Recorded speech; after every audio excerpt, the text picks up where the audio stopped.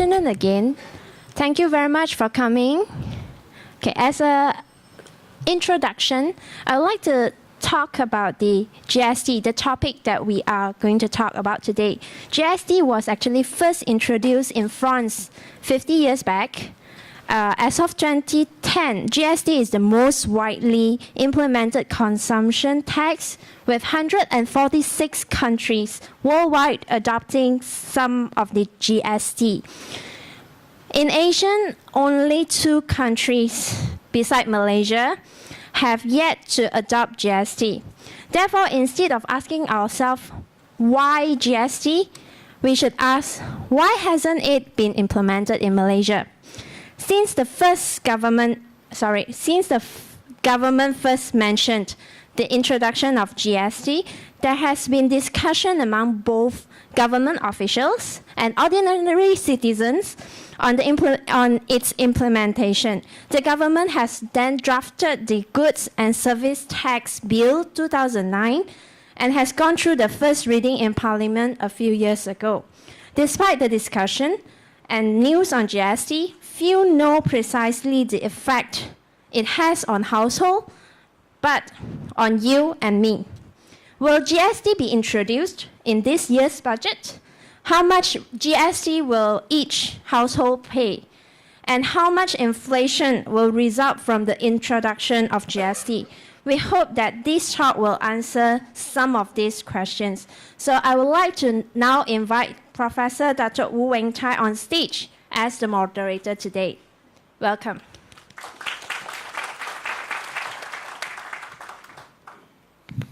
Good afternoon. I'm Wu Weng-Tai. I'm the lucky man who is allowed to be the director of an institute that is full of smart, mostly young people, who make me look good by doing important and excellent reports on questions that are of high importance to the country. And today, we have 2 young, very smart people who will tell us their conclusions on what would happen if the GST were introduced in Malaysia. The 2 authors of the report are, first, Ms. Oi Pei Chi, who's a product of Union Primary School and Union High School.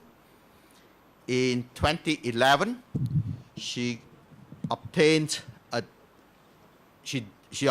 double degree from the Singapore Management University in economics and in actuarial science. I first met her on March 30th, 2012, and since she was young, she was homesick, so I persuaded her to join us. So we're very lucky. Ms. Ui Pei Chi. Thank you. And the second author of this is Kim-Hwa, a product of Penang Chinese Girls Primary School and Zhongling High School. In 1997, he received a BA with first-class honors in accounting and finance from the University of Kent.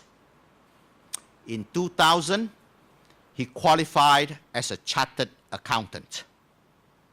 In 2004, he received a PhD in financial economics and accounting from the University of Cambridge. I first met him on November 1st, 2004 at St. John's College in Cambridge. Since he's older, working on him to come home was a longer task. I recognized him then in 2004 as the pride of Penang. In fact, that was the first words I used when I met him. And after talking to him for 5 minutes, it was very clear who was the better person from Penang.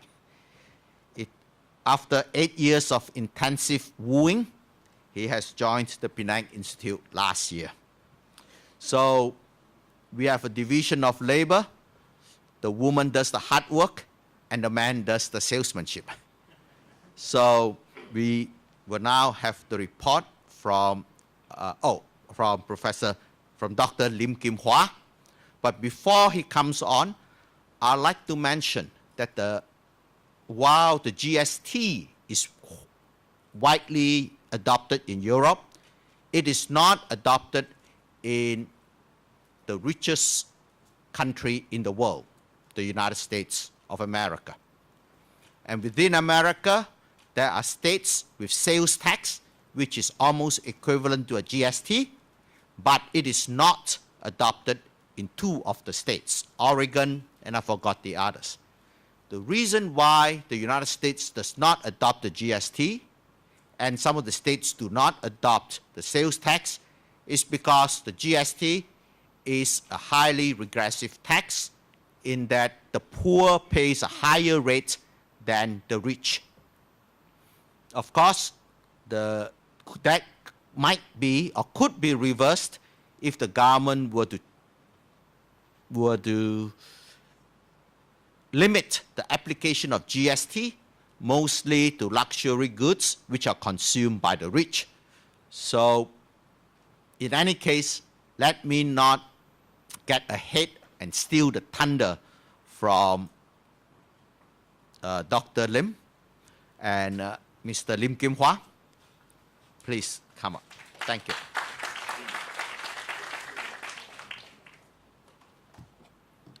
Thank you, Professor Wu.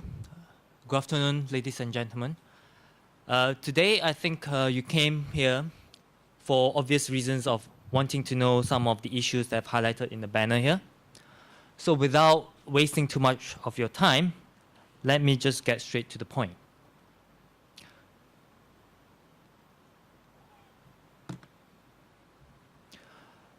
The key issues that we want to evaluate today.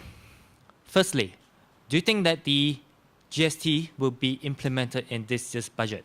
The budget is scheduled to be announced on the 25th of October. And given the circumstances that we are in, we believe that it is a very high chance. So if it's introduced, what do you think would be the impact on households? If we think that GST is going to be implemented at 7%, which is what the Minister in Prime Minister's Department, Idris Jala, has mentioned, 7%, then each household, on average, and I emphasize this point, an average is going to pay 104 ringgit per month. And that's 4.41% of the monthly expenditure of about 2,190 ringgit. And it's about 2.6% of the income, which is about 4,000 ringgit. So with this, what do you think is the impact on the poor? Will GST hit the poor people more, as what Professor Wu has mentioned, in that it's going to be more regressive? We think that is most likely, it's very possible, and some of the analysis, we will come to it. And how much, if it's introduced, how much will it garner? How much will it raise? How much would GST raise for the government? According to our estimates, it will raise about 7.5 billion from households. And this is under perfect conditions. Perfect conditions as in there is no leakage, there is no tax fraud, perfect tax collection. So the government is going to get about 7.5 billion ringgit. And that's from the household only. And how inflationary would it be? Because previously the tax is at 0. Now that we've introduced a tax, a consumption tax, according to the Consumer Price Index, which is the official way of measuring inflation, inflation would spike up by an additional 3.86%. So it will increase by 3.86%, and because of the businesses and consumers start to adopt to the new inflationary condition, there will be a period of such higher inflation rate in Malaysia. But that's just part of it. What do you think is the wider implication? Because introducing a tax to Malaysians, which were not previously being introduced, there must be some sort of additional impact apart from households paying on average 104 ringgit more.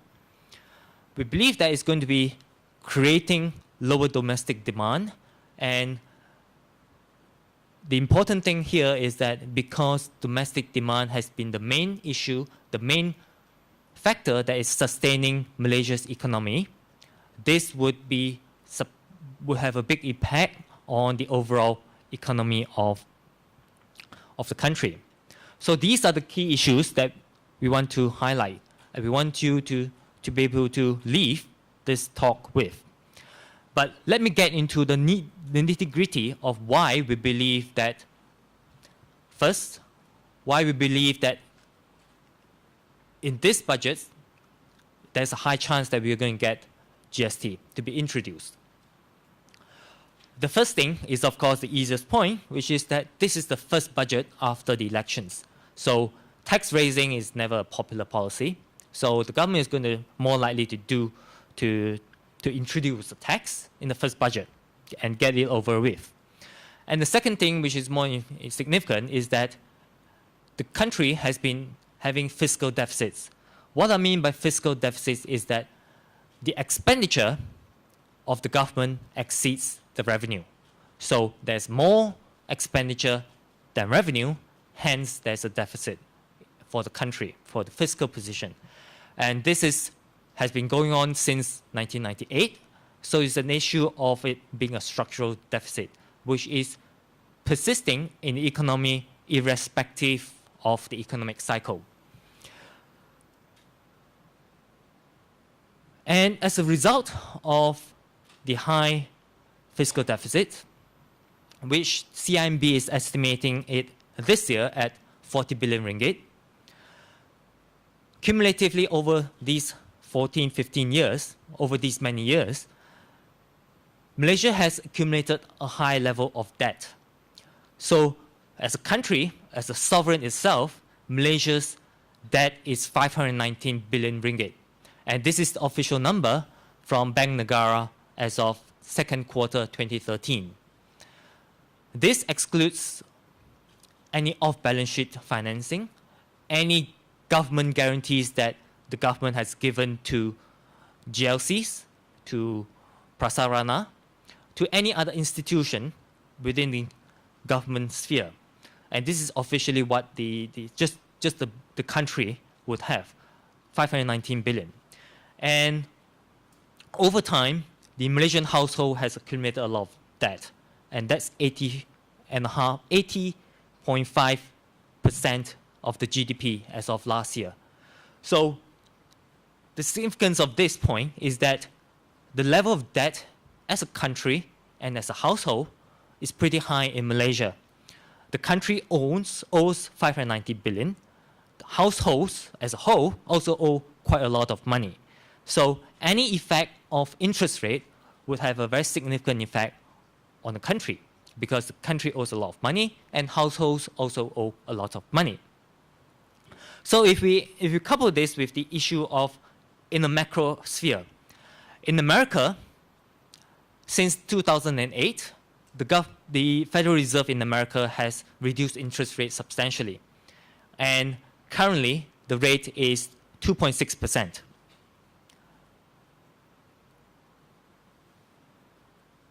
It's 2.6%. And to put into perspective,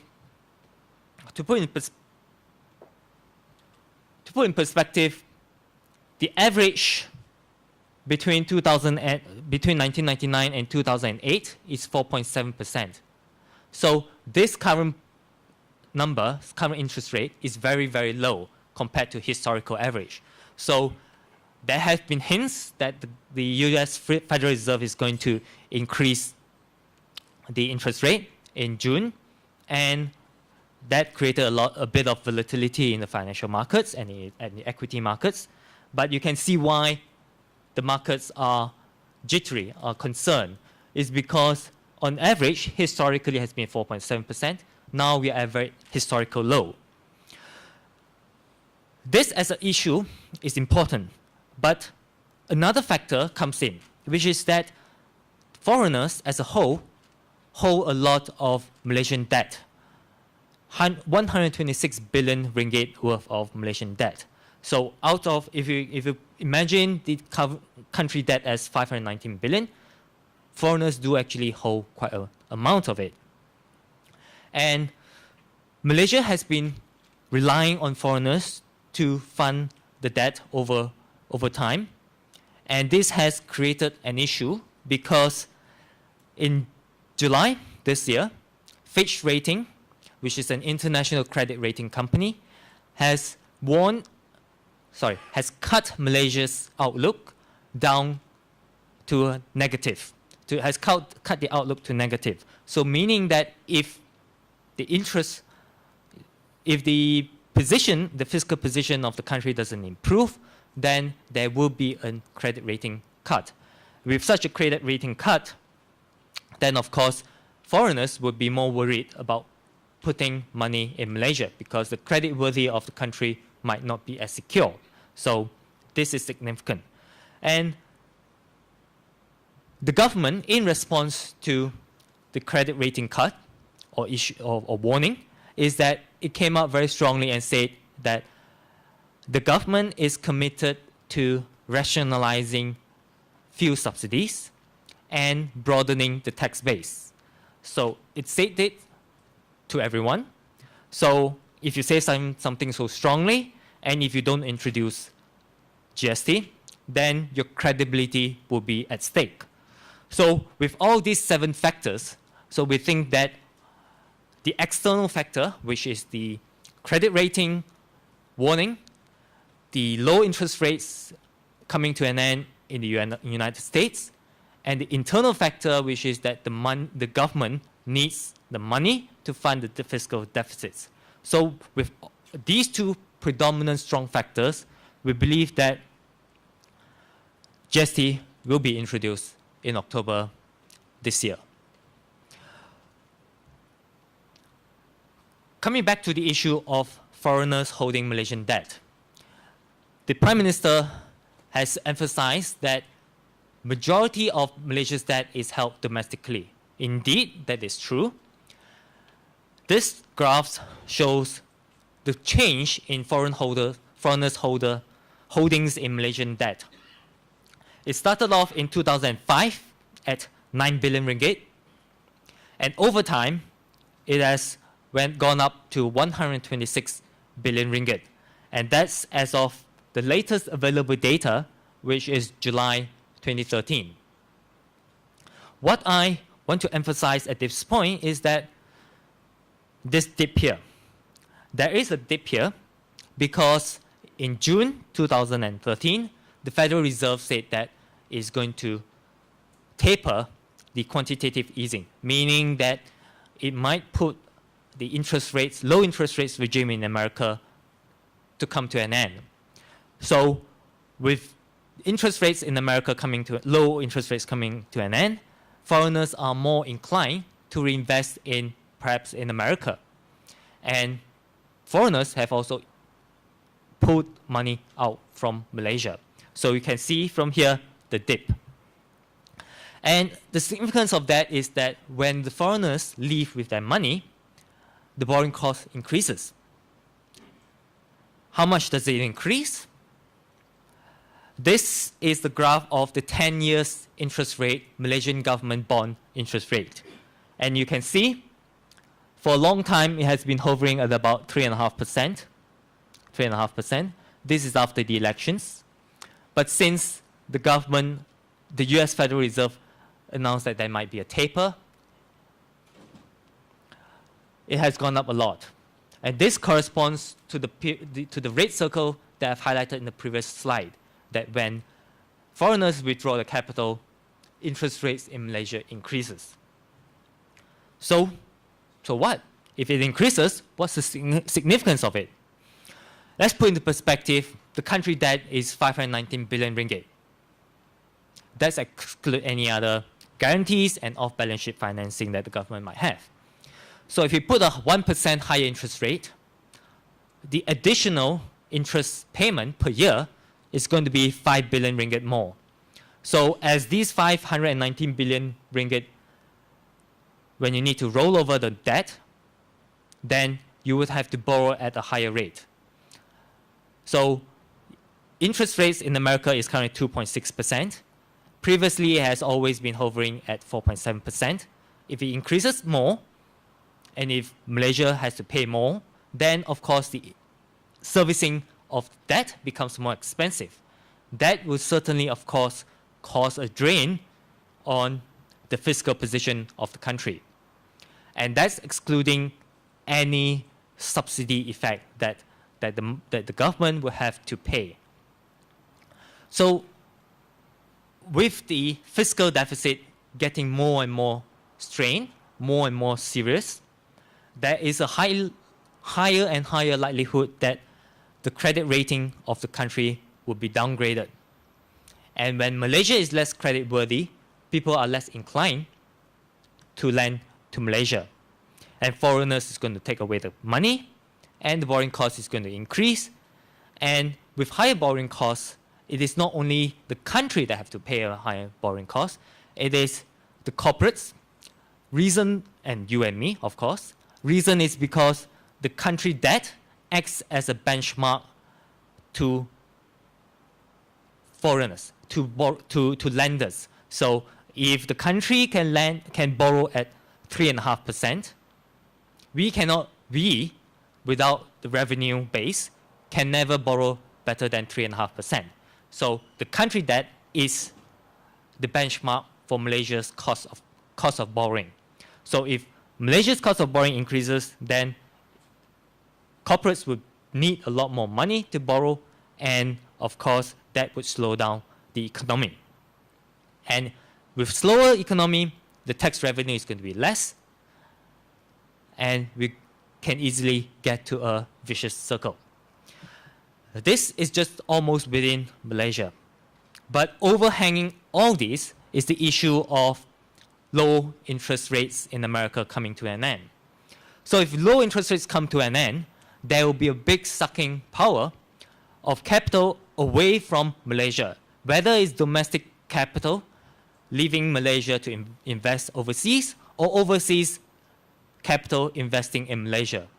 So this, with a strong sucking of capital away from Malaysia and the fiscal conditions not improving, we could easily come to a serious bang moment, whereby people are more worried and there's a loss of confidence. It's a possibility, but it is not something that we should not discount it totally. So as you can see from here, the significance of introducing, broadening the tax base and securing the credit rating of the country is very important. So that's why we believe that GST is going to be introduced in Malaysia. So what would be the impact on households? And in this exercise, we are focusing purely on households, not on businesses, but purely on households. And we use the latest household expenditure survey. Every 5 years, the government will do a survey to ascertain what type of expenditure would people spend on. And in the 2009-2010 survey, they covered 25,000 living quarters. So these people identified will have to report what are their spending on what items, and the survey concluded in 2010 March. The government has said that, okay, if we were to introduce GST, we are likely to introduce it with 0% being levied on essential items, because we don't want the poor to suffer from it. And these are some of the examples: food, basic services, basic non-value added items. So for example, if you were to cook, you buy your own food and you cook at home, you would not suffer GST. But if you were to buy your food from restaurants and hotels, then of course you would have to pay for GSTs, because there will be someone serving you, i.e. there's a added value to the service. And of course, healthcare is not going to be included, public transportation and education. If we take 7% as what Idris Jalla has mentioned, and if we apply on the other items such as clothes, footwear, your expenditure in hotels and restaurants, your equipment, your television, your CD player, your DVD player, your alcohol, etc., then we estimate that this is what average household would pay: 4.41% of the expenditure and 2.6% of the income. And that comes to an equivalent of 104 ringgit per month. And this is per month figure. But this is just the average of all households in Malaysia. Of course, spending in Malaysia is different. Let's look at it in a slightly different angle. The government says that health and education, there will be no tax, 0%. But because of basic food not having tax on it, food and alcoholic beverages would have a very small tax, a 1.49% tax on it.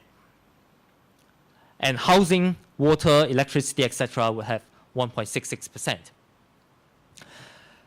That's because a lot of the items within this category, these two categories, are GST exempt or zero rated. So that's why on average, these categories are only 1% plus GST rate. And transportation, because public transport is not is exempted, and recreational services and culture, so books, let's say, is exempted. By applying these type of principles, we get to about 6% plus of GST rate. So all other remaining items, you would carry 7%. Basically, every other thing, not in here, every other thing would carry 7%. So depending on how you spend your money, if you spend your money all on here, then of course you pay 7%. But most people spend it depending on certain weightage of this. So your spending pattern across all these categories would determine your effective rate. The effective rate as a percent of your expenditure.